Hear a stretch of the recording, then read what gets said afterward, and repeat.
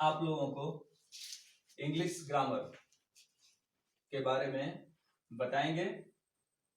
सबसे पहले ग्रामर का अर्थ क्या होता है। ग्रामर का अर्थ व्याकरण होता है। ग्रामर किसे कहते हैं? तो grammar it is the law of code that teaches us how to read, write and speak correctly। अर्थात व्याकरण वह शास्त्र है जो हमें शुद्ध बोलना, लिखना, पढ़ना सिखलाता है। ग्रामर के 5 भेद होते हैं। There are 5 kinds of grammar। First, orthography, जिसे हम वर्ण विचार के बारे में वर्ण विचार के नाम से जानते हैं। दूसरा, इटिमोलॉजी, जिसे हम शब्द विचार कहते हैं। तीसरा, सिंटैक्स, जिसे हम वाक्य विचार के नाम से जानते हैं। चौथा, प्रोसोडी, जिसे हम छंद विचार के नाम से जानते हैं। पांचवा, पंचुएशन, जिसे हम चिन्ह विचार के नाम से जानते हैं। लेकिन मैं आज आपको 8वां 9वां 10वां क्लास के लिए व्याकरण का पहला पाठ के रूप में एम्फैटिक के बारे में हम आपको बताएंगे। एम्फैटिक का अर्थ जोरदार कथन होता है। जोरदार कथन होता है। एम्फैटिक इट टेल्स the importance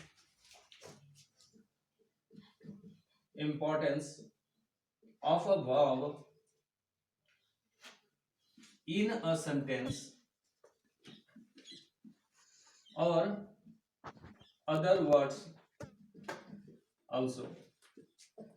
लेकिन मैं आपको यहाँ एम्फैटिक, जो कि वाक्य में भर्व को इंपॉर्टेंस बताता है, उसके बारे में चर्चा करने जा रहा हूं। अब एम्फैटिक बनाने का सबसे सरल तरीका हम आपको बता रहे हैं। मेरी बातों को ध्यान से सुने और मेरे बताए गए ट्रिक्स को देखें। बहुत जल्द, बहुत अच्छे ढंग से एम्फैटिक बनाना मिनटों में आप सीख जाएंगे। पहला, आज जो हम एम्फैटिक बताने जा रहा हूं, उसमें सजेशन के सेंटेंस को किस तरह से एम्फैटिक बनाया जाता है उसका चर्चा कर रहा हूं। यदि आपको इंग्लिश ग्रामर में सजेशन का सेंटेंस मिले, अर्थात जिस सेंटेंस का structure late plus objective case plus MV1 plus other words हो और इसे एम्फैटिक बनाने के लिए कहा जाए, तो एम्फैटिक बनाते समय सिर्फ आप उसके पहले डू का प्रयोग कर देंगे और दिए हुए सेंटेंस को जस के तस आप उतार देंगे। आपका एम्फैटिक यूं बन गया। जैसे सेंटेंस दिया हुआ है, लेट्स प्ले, लेट हिम ईट, जब इसे एम्फेटिक बनाने के लिए कहा जाए तो सिर्फ इसके पहले डू का प्रयोग करें और वाक्य को जस के तस उतार दें, आपका एम्फेटिक बन गया। पुनः डू लेट हिम ईट। इस तरह के सजेशन के सेंटेंस या जो sentence late plus objective case plus V1 plus object से शुरू हो उसके पहले डू लगा देते हैं तो वह एम्फेटिक बन गया। दूसरा पॉइंट, हम अब आपको इंपरेटिव सेंटेंस को कैसे एम्फेटिक बनाया जाता है उसके बारे में बता रहा हूं। इंपरेटिव सेंटेंस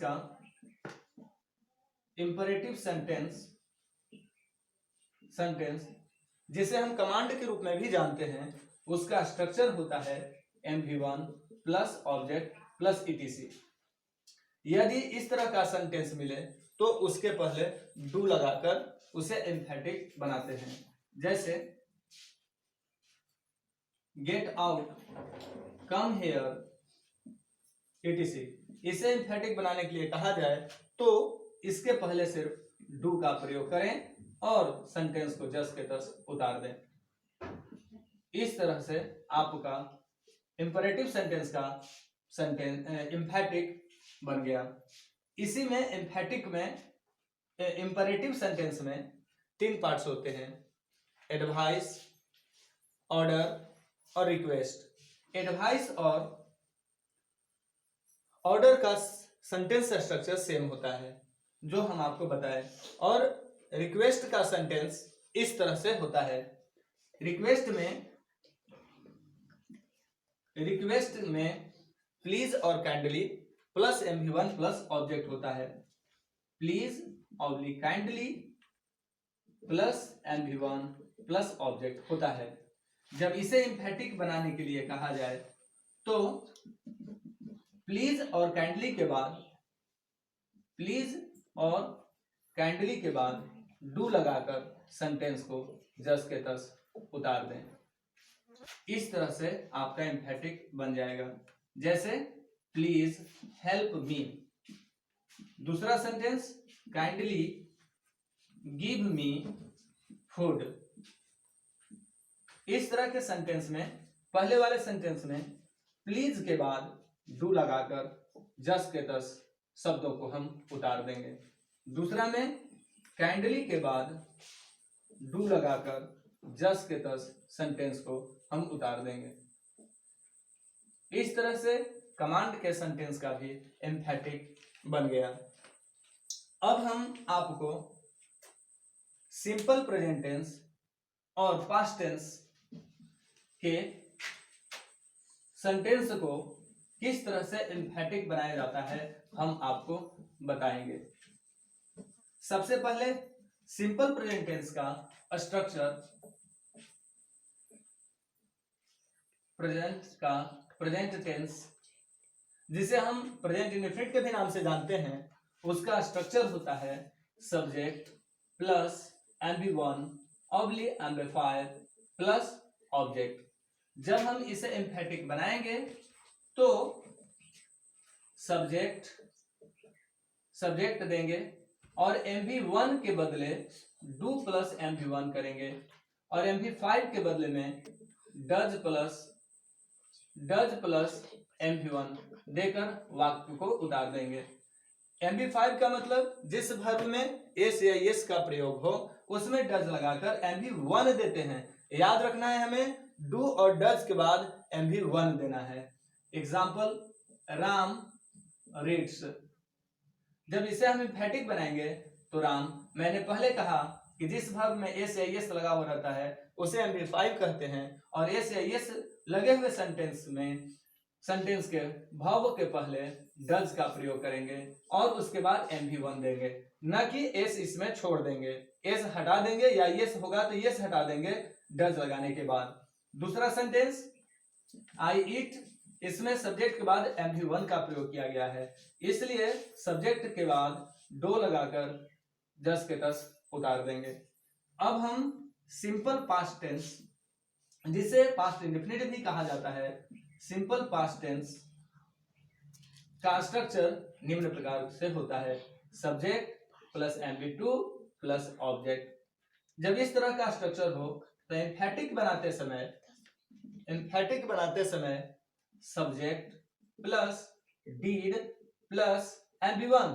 याद रखना है डीड के बाद भी MV1 का प्रयोग करेंगे और उसके बाद से शब्दों को उतार देंगे। Example, Ram red, I played.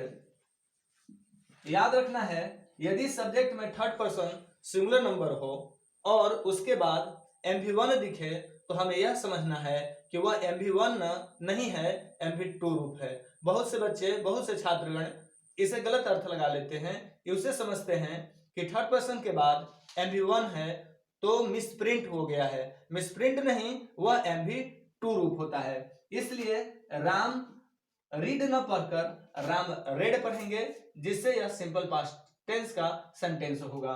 और इस तरह से जब हम एम्फेटिक बनाएंगे तो राम के बाद डीड का प्रयोग करके इसको हम MV1 देंगे और अब इसे हम राम डीड रीड पढ़ेंगे, ना कि रेड पढ़ेंगे। दूसरा सेंटेंस, आई प्लेड का एम्फेटिक आई डिड प्ले होगा। तीसरा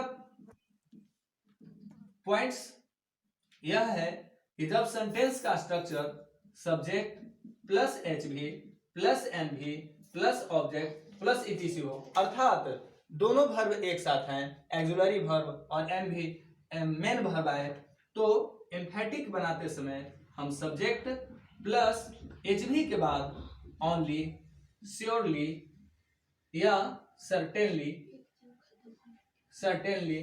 प्लस MV प्लस ऑब्जेक्ट दे देंगे। इन तीनों शब्दों में जिसे आप अच्छे तरह से लाइक करें, जिसे आप समझ सकें, उनका प्रयोग कर सकते हैं, लेकिन इन तीनों में से किसी एक का ही प्रयोग होगा। Example, I am eating, she has eaten, I can go. इसमें दो वर्ब हैं, फर्स्ट में am, eating, has, eaten, can, go. जब हम इसे एम्फेटिक बनाएंगे तो HV के बाद अर्थात हेल्पिंग वर्ब के बाद ओनली या श्योरली या सर्टेनली किसी एक वर्ड को हम देंगे, आई एम ओनली ईटिंग। दूसरा, शी हैज ओनली ईटेन। तीसरा, आई कैन ओनली गो। अब हम आपको हैज, हैव, हैड जो मेन वर्ब के रूप में सेंटेंस में आएगा तो उसे एम्फेटिक इस तरह से बनाते हैं, हम आपको बताने जा रहे हैं।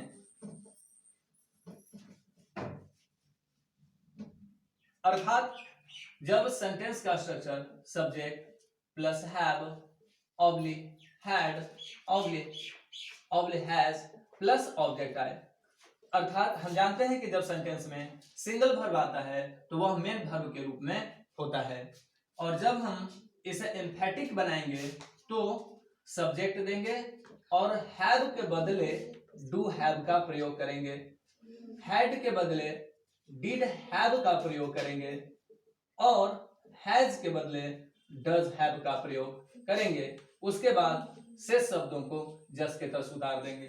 अर्थात example for I have a pen, he has a doll, I had a pen, etc। इस तरह के सेंटेंस को जब हम एम्फेटिक बनाएंगे तो आई मैंने पहले ही कहा था कि हैव जब सेंटेंस में हो, मेन वर्ब के रूप में हो, तो हैव के बदले डू हैव का प्रयोग कर शेष शब्दों को उतार देते हैं। यदि हैज मेन वर्ब के रूप में आए तो हैज के बदले डज हैव का प्रयोग कर जस के तस सेंटेंस को उतार देते हैं। हैड रहने पर डिड हैव का प्रयोग कर बचे हुए शब्दों को जस के तस उतार देते हैं। इस तरह से अभी तक मैंने जो बताया आपको, उसमें वर्ब को एम्फेज किया जा रहा है।